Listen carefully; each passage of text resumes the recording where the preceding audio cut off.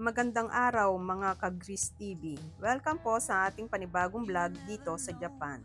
Samahan niyo akong mag-explore, kumain at mag-share ng aming simpleng buhay dito.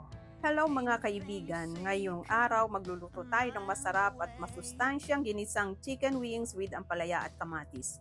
Tara, simulan na natin. Narito ang ating mga sangkap: chicken wings, ampalaya, maraming kamatis, bawang, sibuyas, asin at paminta. Igisa muna natin ang bawang at sibuyas hanggang sa lumabas ang bango. Lutuin ang chicken wings hanggang maging golden brown at itabi muna natin. Ngayon, ilagay natin ang maraming hiniwang sibuyas.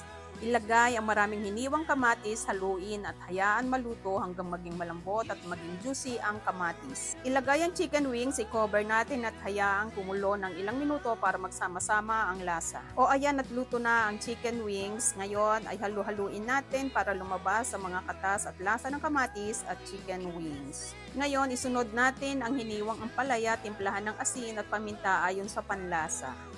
Haluin natin ng dahan-dahan at hayaang maluto sa mahinang apoy at huwag tatakpan ang ating ampalaya para hindi pumait. Hayaang maluto ng ilang minuto para mas lalong masarap ang lasa.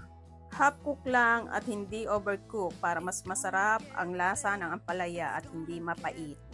At ayan na, ang ating ginisang chicken wings with ampalaya at maraming kamatis ay ready na.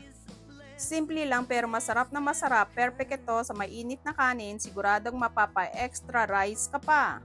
Ayan na, luto na ang ating ginisang chicken wings with ampalaya at kamatis. Masarap na, healthy pa.